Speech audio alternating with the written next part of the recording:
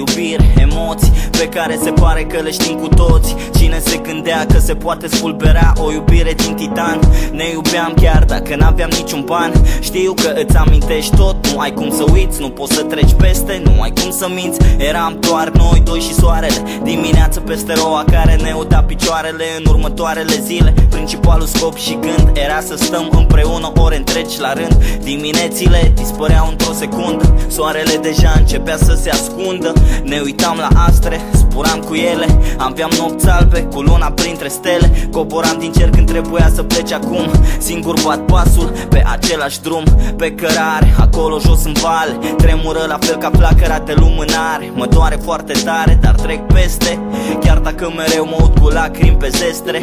E trist afară, stropi încep să cadă, inima mea plânge și nu vreau să vadă. Nu vreau să vadă pentru că nu înțelege cum a trecut timpul și mie tot nu-mi trece. Pot trece peste o rană sau o palmă, dar sentimentele sunt cea mai dură armă, cea mai dură dramă care mă învinge. Arde ca o torță care nu se stinge. Văd blocurile, toate locurile, toate clădirile, îmi trezesc amintirile.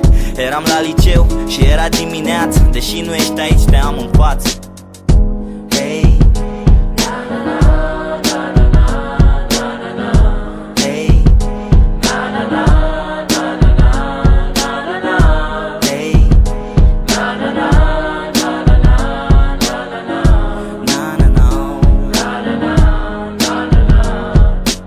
Aceeași bancă, același pom, sentimente sincere în același om, dar fără somn, că nu mai dorm. Apar coșmarurile și sunt mult prea negre nopțile.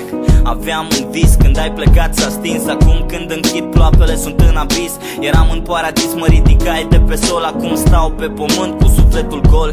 Trist, vroiam să fie bine, să redau plăcere când vorbesc de noi, să simt o mângâiere. E multă durere, nici pe departe bine. Când ai plecat se pare că l-ai luat cu tine, încălzit de raze, învelit de nea.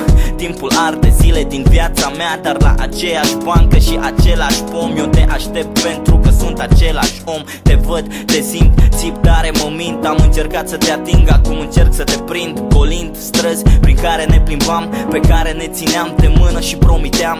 Eu ce zic acum simt pe bune, mă simt de parcă am pierdut ce am avut mai scump pe lume. Las timpul să treacă și parcă îmi adorme sufletul pe lac, legănat într-o barcă.